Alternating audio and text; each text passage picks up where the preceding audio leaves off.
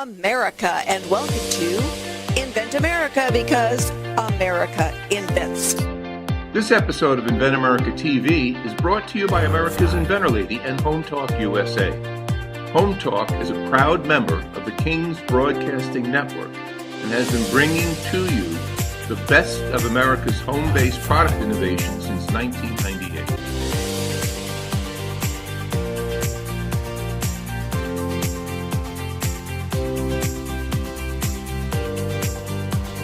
This segment of Invent America TV is brought to you by the law offices of R.P. Baraska. RPB law offices have been bringing corporate-level legal expertise to the independent inventor community for more than 20 years. For all your inventing legal needs, trust rpblawoffices.com. Yahee! Welcome back. This is the Invent America show right here on the King's Broadcasting Network. I want to welcome all of you that's tuning in and coming in from hometalkusa.com.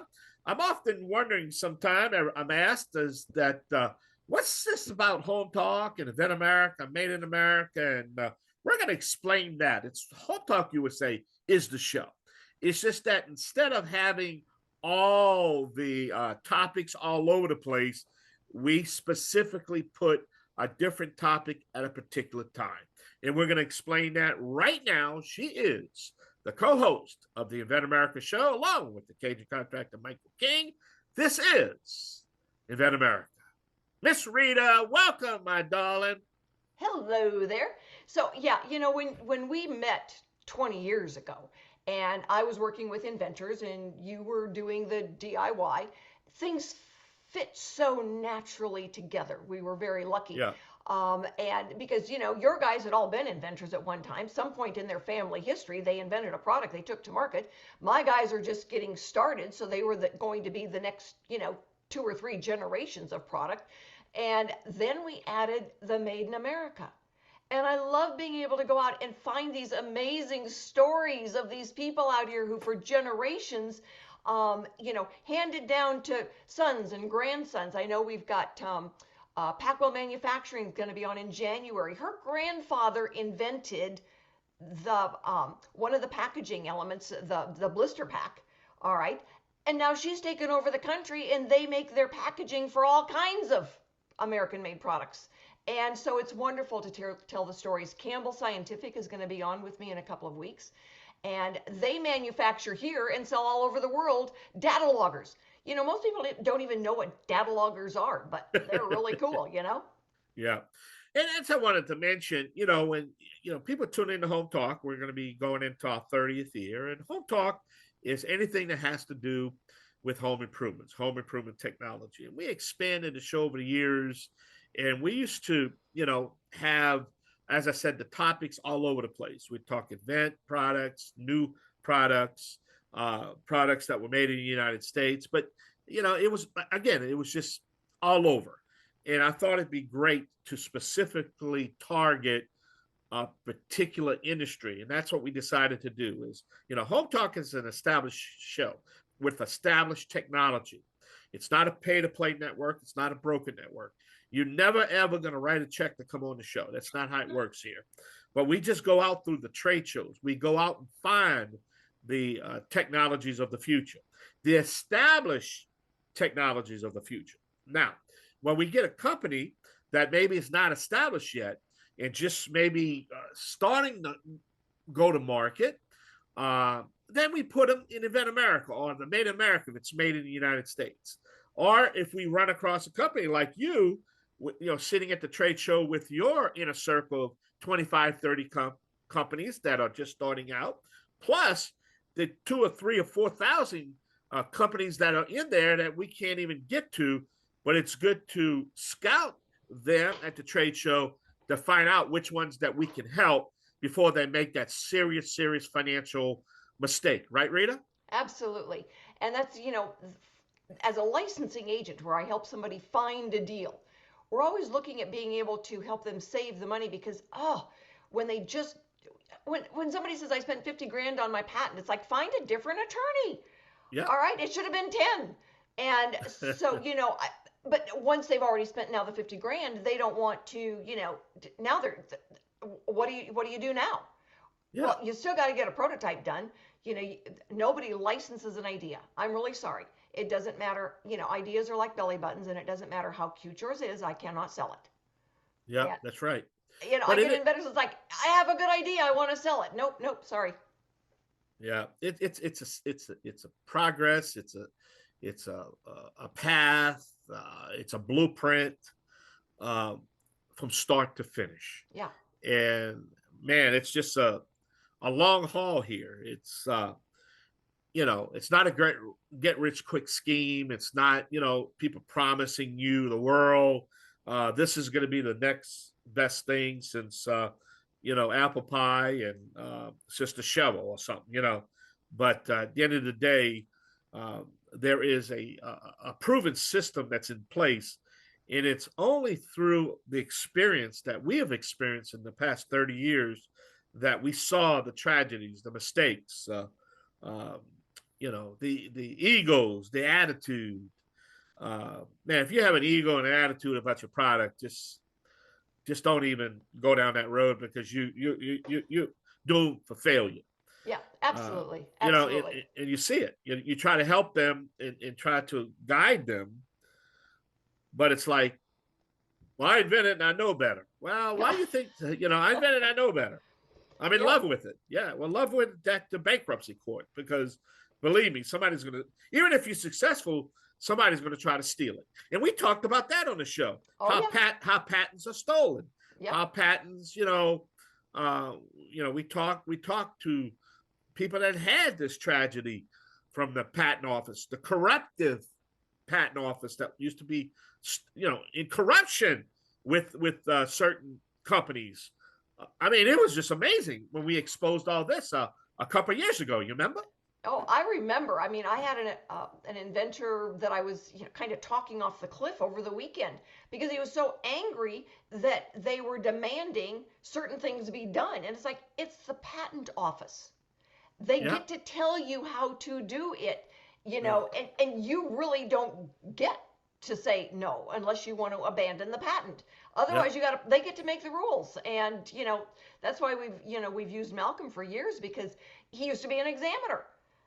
And he goes, they used to train me to say, no, you can't have this patent. So here's how you fight back. And, it's been interesting. It's been challenging. But when we see something get out there and get licensed, it's very satisfying too. Well, we had a lady on a couple of years ago when she got up to $5 million in sales, they snatched it from her. Yeah. You remember that? Yep, I do. They wait in a big company and she's still fighting this. And she's just a little, she has a proven track record and they revolted her patent. Yeah. I mean, how can they do that?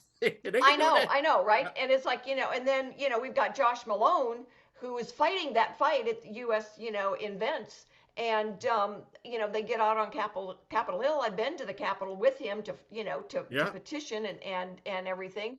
But he had licensed his intellectual property to a toy company. And when he was infringed and ended up at PTAB and they wanted to cancel his patents, the toy company is the one that sued him.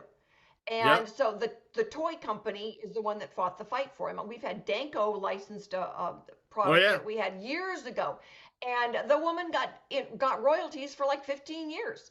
But when Walmart knocked it off, Danko's the one that went to fight it. She couldn't have done that. I'm glad you mentioned that. Well, we only have about a minute left. We're going to have to take a short break. And but Rita, I'm excited. I want all our guests to stay tuned to all our guests that we have right here on the King's Broadcasting Network. We are streaming live on the World Wide Web at hometalkusa.com. Again, if you want to know anything about this show, Home Talk USA, the Invent America show, Made in America, just go to hometalkusa.com, click there at the links, and you can listen to our archives.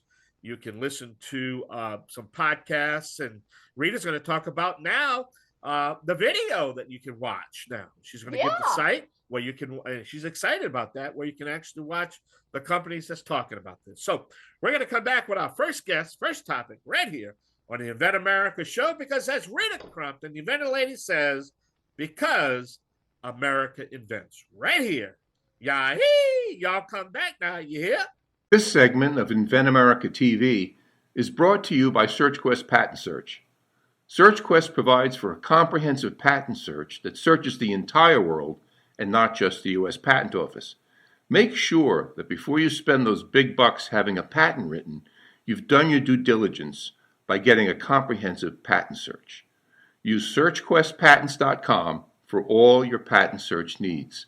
They scour the world for you.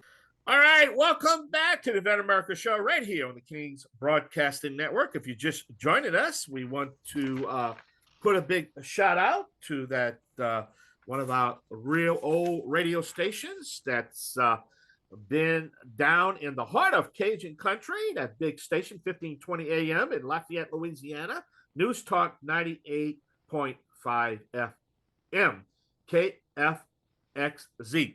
We always like to mention our affiliates, and we always like to point to one of them each week. And my first guest is Russell Kramer. Russell has been working with me, oh goodness gracious, Russell, for about 10 years now or so. You've got multiple patents, multiple products, but the one I want to talk about today is TruView, because you've actually got inventory on that. And TruView is, well, actually you've got multiple lifesaver products out there as well. But Russell, thanks for being with us today. Tell our listeners, what is TruView? TruView is an accurate imaging aftermarket stick-on blind spot mirror. And it's for cars and trucks. It's for cars and trucks, but you know, a little bit more of the explanation on that is like when somebody's pulling up, you can look out your rear view mirror, all right, and you see them coming up behind you, all right, and then they kind of disappear. And then it's like, oh my God, they're right beside you. And your knee-jerk reaction, all right, which you're doing with the steering wheel, is to jerk. And when you jerk, you are putting everyone's life in danger. TruView allows that as soon as it's going out of your blind spot, it is pulling into the TruView spot. You see exactly where it's at. You see exactly the size of the vehicle, and it is absolutely a lifesaver.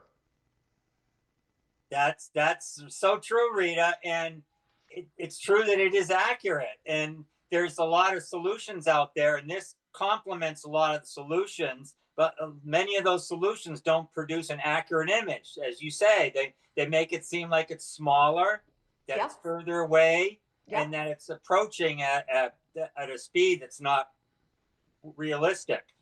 And so it helps in all three. Yeah, it's absolutely amazing. It's like, you know, you get used to the fact that something is, you know, closer than it looks in the mirror, and then you put the TruView on, it's like, well, there it is. It's you know, a wonderful product. So you have spent a good amount of time trying to get TruView, you know, into the marketplace. All right, share with our listeners some of, you know, the hard lessons you learned, and then how did you get there? Well, hard lessons would be just learning how to turn off my inventor shoes a moment and put on my marketing shoes and not ignore it or not give it enough priority. And then the other thing is I was barking up the wrong tree. Oh, here's a company that makes these blind spot mirrors that, you know, distort the images. Why wouldn't they want to have one that works way better? And it just didn't dawn on me that they are just vested in selling what they already have. And so I had to really say to myself, look, I have to turn it up a notch and be able to get this out there. And I can't count on the existing, you know, companies to do it. And so I've had to learn how to find the right people. And I used AI recently and was lucky to find Cargo Catch that you know about. And I did searches. I was actually looking for licensing, and it turned out that Cargo Catch, according to the description, helped other inventors license their inventions as well. So I ended up getting a seasoned distributor that's been marketing his own invention for over 2 decades. And so he took on TruView. It is now in his catalog, and you can go online to cargocatch.com and to trucks and then safety, and you will see TruView is up and running and ready to roll. Well, congratulations on that, because it has been, you know, time and persistence. And you're right, there are a lot of inventors that, they'll see a problem and solve the problem, and then it sits on their desk forever.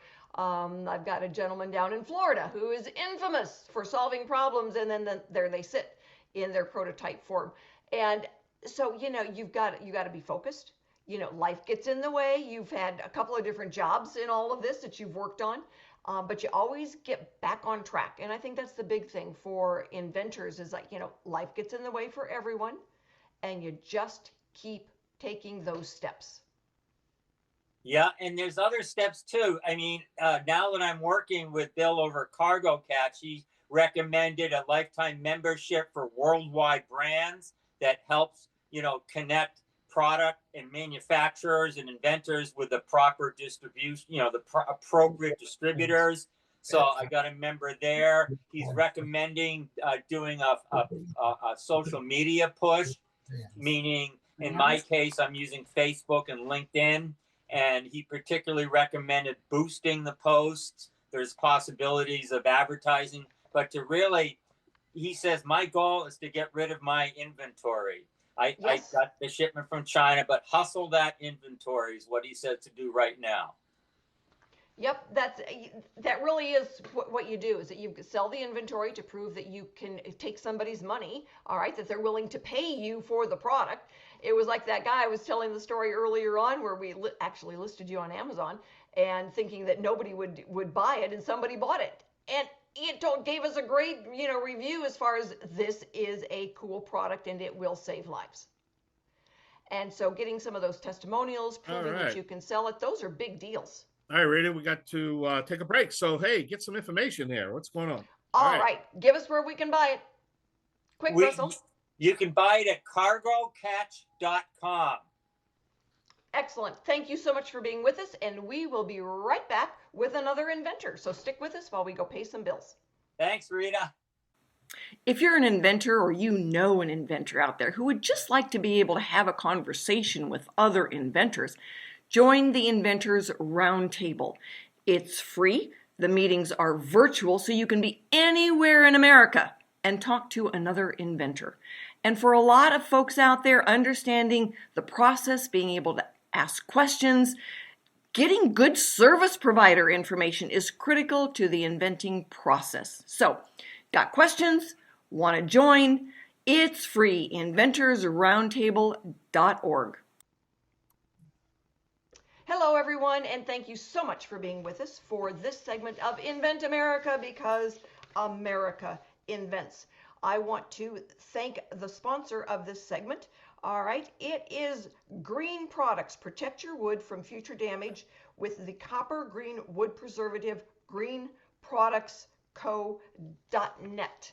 And one of the great things about the do-it-yourself hour from Home Talk USA is you learn all these cool things and how to protect your home and your areas. So thanks so much for being with us. Our inventor for this segment is Dave Fiegel. He is the inventor of Seal It Right, Seal It Tight. All right, that's not exactly right, Dave. All right, Clean Can Solutions, Seal It. All right. Dave, tell everybody, what do you got? That's it. Well, what we have is a item that sits on top of a gallon paint can or quart that eliminates the mess and the waste of paint and the cost of throwing a lot of paint away because it's contaminated. It's a ring that fits into a can, standard gallon can of paint, and when you're working out of it or using the paint in a roller can, you just put the lid on it and it forms a vacuum inside, and it prevents the paint from drying out or getting contaminated. So when you go to refill your roller pan or whatever it is, you just take the liver out and the cover off, pour out of it, and when you're all done with the thing, you can pull the ring out of the can, put the original seal back on, and it's brand new. You don't get any destroyed lids or contaminated paint. It'll save you a ton of money, and it's a lot easier to use. That's what we have. Well, it's like, duh. This is one of those things where it's like, I cannot believe it took this long for somebody to come up with a simple, easy solution that when you think about the technology of what it does is sealing, the air out of it, which contaminates the paint. When we moved into this house, she had probably a dozen cans of paint and they were all yucky. And so when we went and started buying different paint and we would buy a sealant, now we can go back and use it another year and it's in great shape. So, Dave, it's not like you just had a dream one night that you were going to do this. How did you come up with it? I was inspired by my wife. She Aren't said, most men? Yeah. she says you're going to repaint part of the kitchen. And when I located the old paint from the people we bought the home from, I destroyed the can trying to open it up. So it ended up a mess. And I got to thinking, this is crazy. How long do you put up with this and why? So that's where the idea started. And it's been a long haul since then between prototypes and market testing and manufacturer location and all the rest of it. Uh, a lot of encouragement from you. And then we were at the trade show in Vegas where they were impressed with it too. And we won the retailer award of the year there for our division. And the response and the reception has been wonderful in all of our testing. But the big stumbling block is most everybody knows is the marketing. You can build a better mousetrap, but they're not going to be the path to your door. You got to get out there and talk to people who have the mice. Well, there was a movie done once that it was like, if you build it, they will come. No, that is not the real life thing. No. You can build it and nobody knows you're there. So how have you managed, or how are you managing to deal with this? That's a good question because started out with the marketing research we did a lot of it through Ace Hardware stores. And the response from the customers and the owners of those stores was great. But getting it through the Ace Hardware system is a different story. It's quite a project. And I found the same with any of the big box stores. The people that run some of the departments, they love the item, but the procedure getting through is difficult. And to know the steps to take and to be persistent to get is the toughest. And the learning process, one of the things that we've gone to using is Amazon. And we've just gotten that up to where it's not completely running right yet now, but we've got a couple of products in there. And so it's available there. We have it available in packages of 3 or for retailers, display box of packages of 25. Excellent. Well, it's like, a lot of inventors where you've got one product, they don't realize that those big box stores, the Walmarts, Targets, Home Depots, they're like consignment shops. And you can actually sell 50,000 units and get an invoice from them instead of a royalty check or a sales check because the barcode was a quarter of an inch off space or the pallet was too heavy when it arrived. They know the game. So when you have a licensee, now they know how to do it. They know what the game is, and they're able to represent you so that instead of getting an invoice, you actually get a check you could make a deposit. Yeah, that would be nice. Everybody has an idea and they believe in it, and the responses that you get the encouragement. But that's not enough, like you've said before, to have somebody take an idea and treat it the way that you treat it and have the motivation to go out and push it and develop it. It's not there. If it's going to be done, you're going to do it. Exactly. And 20 some years ago, all right, before as I was going through and learning some of this stuff, I worked for a company that sold a brand new embalming product. And it was cool. It really was. And I went to one of the big trade shows for the funeral home industry. And the guy said, cool product, but nobody here is going to believe you have staying power until you've been here 4 years in a row. Now, they eventually ended up selling the product out to a big supplier of products because it was a really cool product. But, it was interesting that, and that still holds true, is that, until you show that you've got some staying power with your product, people are like, they're very doubtful. And the last thing they want to do is put something in a store on shelf space, and they don't know if you're going to be around in 6 months or 12 months. So that time frame of you got to show that you've got some staying power, and that is why those, being at those trade shows, that's where they start counting. That's where the clock starts running. And speaking of that, our clock is running, everybody. So Dave, tell everyone, where can someone find you? Well, the Clean Can Solutions at AOL.com is our website. We've got a couple of videos, shows how it works and how to obtain it. We've got Amazon.com is going to, well, they have had it listed and there's been some changes. So it's going to be relisted again here within the next week, I would say. So they can find us there. All right. And Well, if you're out there and you want to get your hands on one of these, we will have Dave's website listed for you so that you'll be able to find it quick and easy. And we are going to go and pay some bills. But if you are out there with a product and you would like to be on the radio, go ahead and let me know. I would love to have you on. Be right back. thank you.